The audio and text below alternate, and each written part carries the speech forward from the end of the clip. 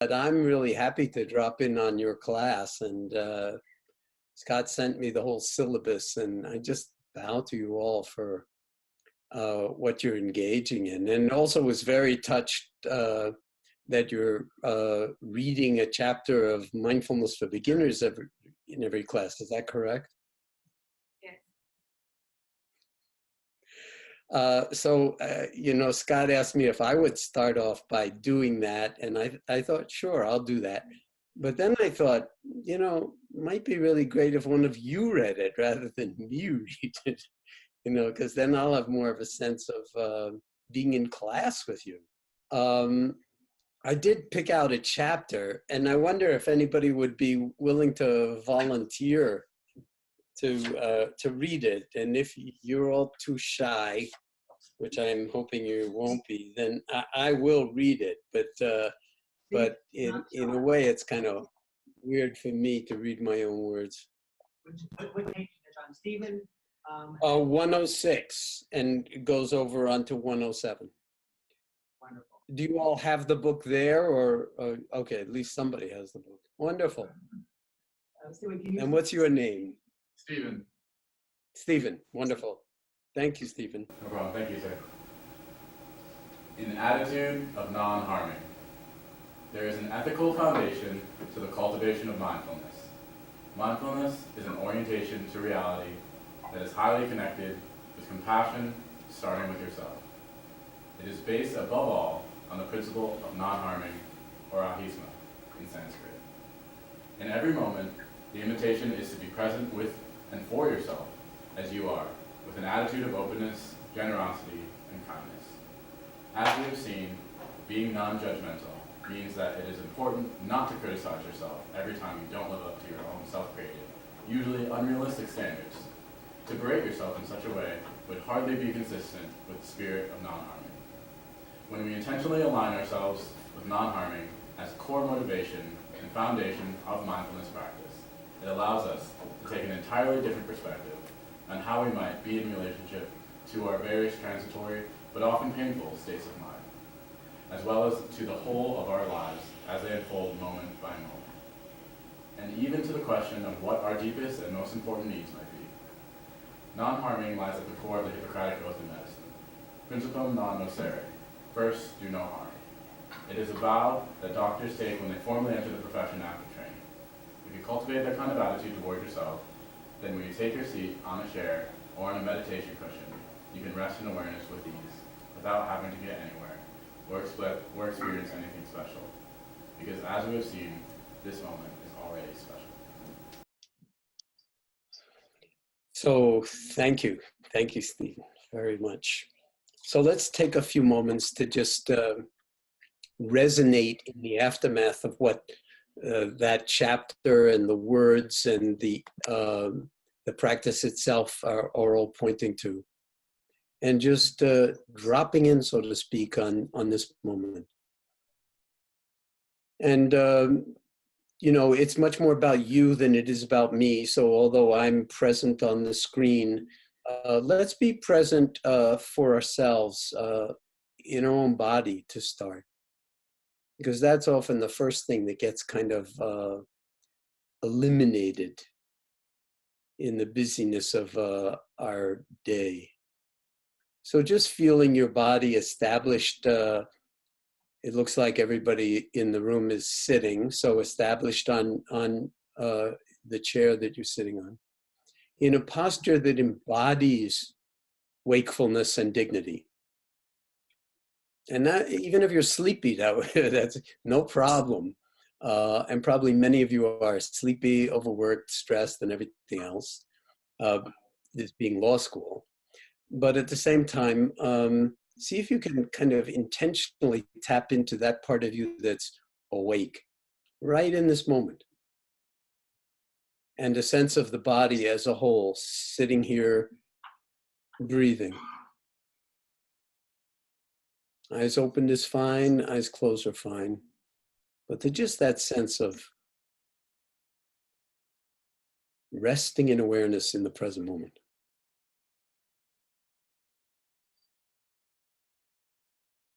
With no agenda, whatsoever other than to be fully awake, fully in touch.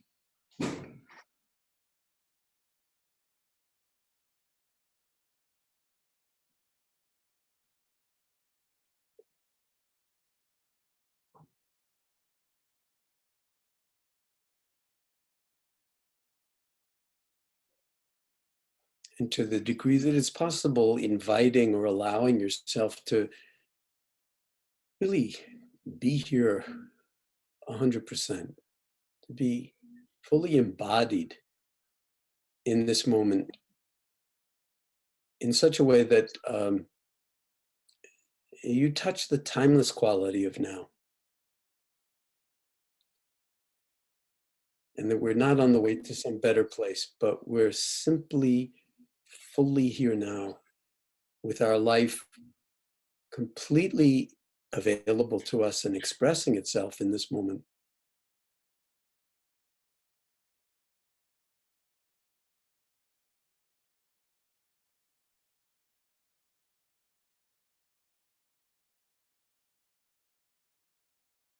And the breath and the sense of the body as a whole, in some sense, create the space or invite the space where we can come home and be at home. And in a certain way, recalibrate from in-breath to out-breath and out-breath to in-breath, moment by moment, recalibrating to inhabit what you could call the domain of being, as opposed to being completely caught up or often adrift in the domain of doing and getting someplace else, and of course lost in the stream of thinking, which is sort of we're all at huge risk for, and wind up downstream most of the time, lost in thought.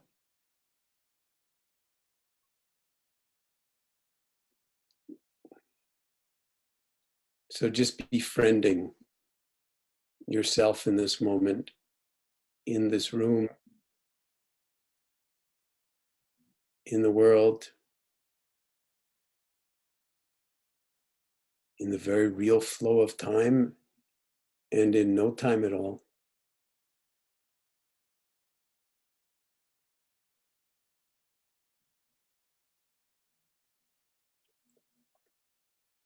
Just being at home,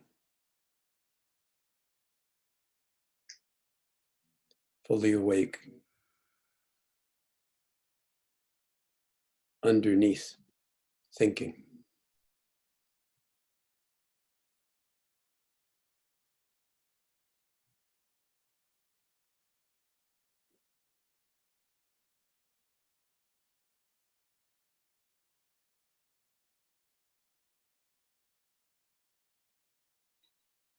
And so in this sense, recognizing that taking your seat in this moment or dropping in on your breath or on your life is truly a radical act. And it's a radical act of sanity for sure. And I would say also a radical act of love and kindness and compassion towards yourself.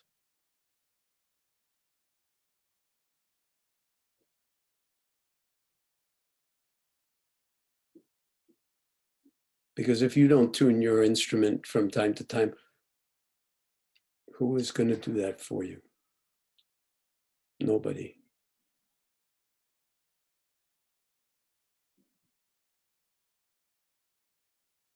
And so this is a radical act of love, just to take your seat, just to drop in this way.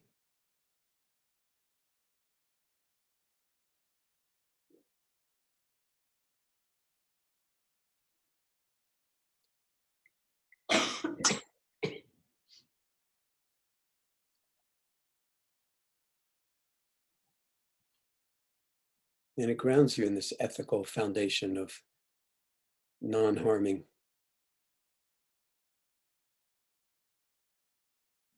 For how would you even know if you are causing harm inwardly or outwardly unless you're aware, unless you're mindful, unless you're fully in touch with what's unfolding? whether it's in your body or whether it's in your family or whether it's in the courtroom or the classroom.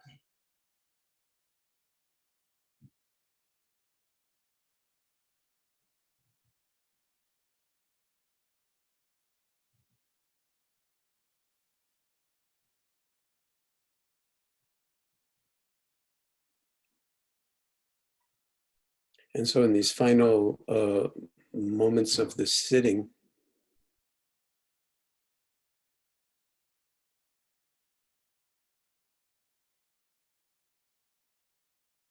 just befriending as best you can the actuality of this moment.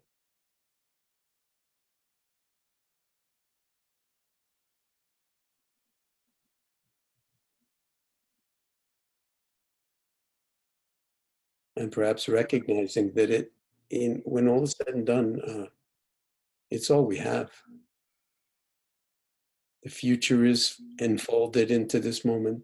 The past is enfolded into this moment. This is it. And if we can tap into this deep interior resource for wisdom and clarity and compassion, then our lives and our life choices and how we conduct ourselves in this world are in all likelihood going to be much, much more effective and much more satisfying than if you are kind of on autopilot a lot of the time and zoning through your moments to get to better, more special moments.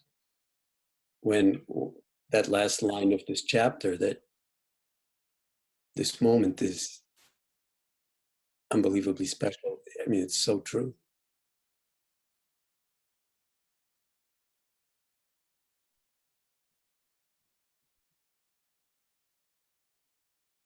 But only if we understand what that means.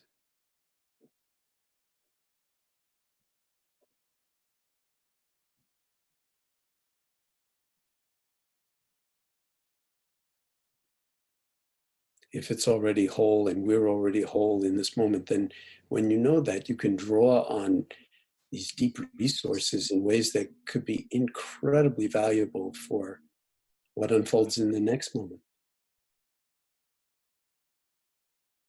And so, in some sense, live your life as if it really mattered moment by moment by moment. And it does matter.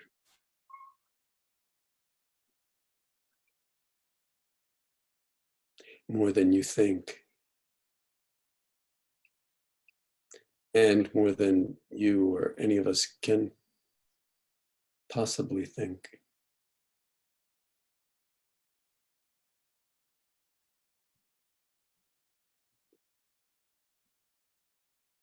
And that's why mindfulness is a meditation practice, a way of being, a way of living, and not merely a concept or a good idea or a philosophy or a catechism.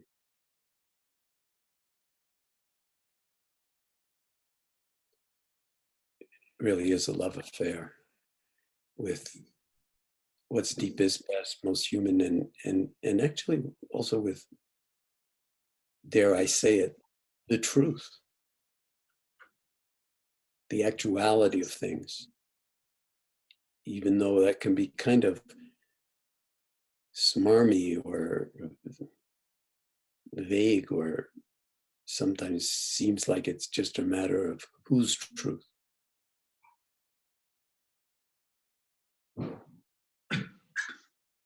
But authenticity and embodied wakefulness go way beyond attachment to one view or another, to a kind of profound clarity that has its own lawfulness to it, its own calculus, its own geometry, its own natural laws. And the practice of mindfulness is actually cultivating intimacy with that lawfulness. So being in law schools, you're getting a lot of different benefits from a one singular practice. So when you're ready, bringing awareness to the invitation to open your eyes if they've been closed.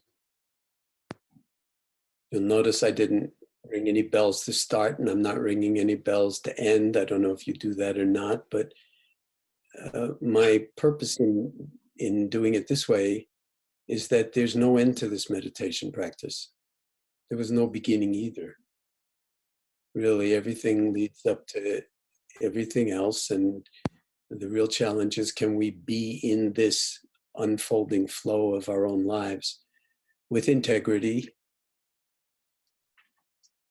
in ways that actually add profound benefit to your own life and well-being and to the path that you've chosen in this world in ways that might be of benefit. So, thank you.